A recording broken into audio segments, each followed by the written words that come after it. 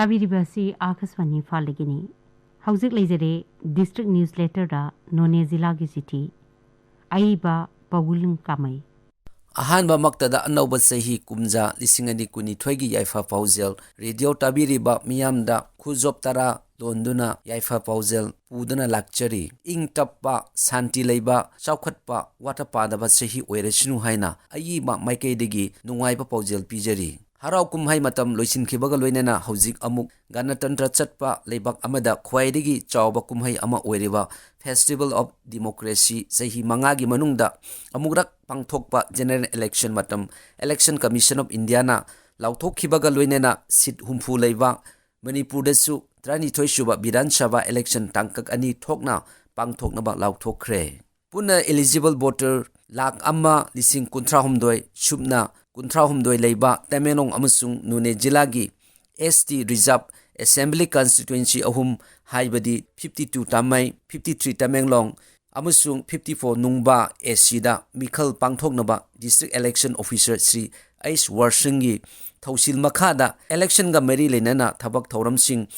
पांगथोकपा हौख्रे हौजिक Tamenglong district headquarter की मफम अहुमदा पोलिंग पर्सनल सिंगी नुमित मरीनी की ट्रेनिंग सथरी ट्रेनिंग असिदा नुपा प्रिसाइडिंग ऑफिसर चनी कुनहुमदोय नुपी प्रिसाइडिंग ऑफिसर यांखै माथोय अमसुंग नुपा पोलिंग ऑफिसर चाट्रुक मुद्रामापन अमसुंग नुपी पोलिंग ऑफिसर चामा यांखै हुमदोय ना सरुक यारी निंगसिंगबा याय नुने जिला असे तमेंगलोंग दगी तुंगाना खाइदोखरगसु हौजिक फावबदी तमेंगलोंग डिस्ट्रिक्ट इलेक्शन ऑफिसर की मखादा लेरी केंद्र अहुम हाइबदी 52 तमई 53 तमेंगलोंग 54 नुंगबादा नुपा वोटर मिसिंग लिसिंग यांखै चानी हुमफुद्रा ले अदुगा नुपी वोटर मसिंगना लिसिंग यांखै हुमदोय चामा हुमफु हुमदोय ले नुपी वोटर मिसिंगना यामना लेबा जिला अनि असिदा पुन्ना पोलिंग स्टेशन चानीगा मापनदा बोट थादनबा थौरांग तौरी सेकेंड फेज मार्च की टांग अहुमदा बोट थादगदौरीबा केंद्र अहुम असिगी इलेक्शन नोटिफिकेशन फेब्रुआरी की टांग अमदा थोकनी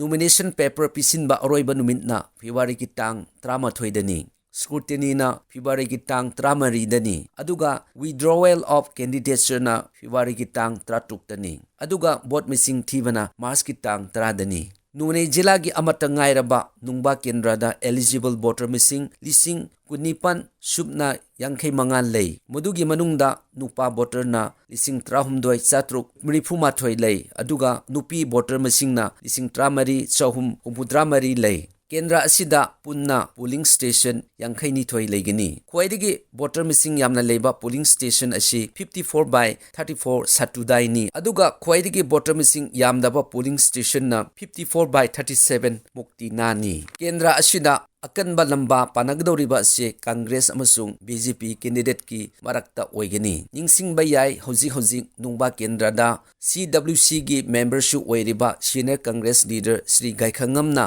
MLA ओइना लेरिबनी कोविड-19 पेंडेमिक की प्रोटोकॉल की अथिंगबा कया लैबना मियाम तिनबा याद्रगसु राजनीति दल अनि असिगी सपोर्टर सिंगना युमदा चंगदुना मिचंग खोमिगी थबक्ति कांखलकदी अमरोमदा डिस्ट्रिक्ट एडमिनिस्ट्रेशन अमसुंग पुलिसना पॉलिटिकल पार्टी सिंगी फिरान बैनर फेस्टून पम्पलेट सिंगबा कया लौथबगी थबक चथरी अमसुंग इलेक्शन मॉडल कोड ऑफ कंडक्टसु डिस्ट्रिक्ट इलेक्शन ऑफिसर ना यामना कुबना मॉनिटर तौरी लोइनेना डिस्ट्रिक्ट इलेक्शन ऑफिसर ना चेयरमैन ओइबा मेंबर टेड लेबा district level media certification and monitoring committee MCMC सेमखरे कमिटी असिना political party singi advertisement pet news on newspaper print and electronic media social media sing su kupna yingsingadori marak asida election manungda sinagadaba gari masing suna thamnaba district administration amasung police na bafam kiada gari fab gi thabak su sathari climate change na maram oiduna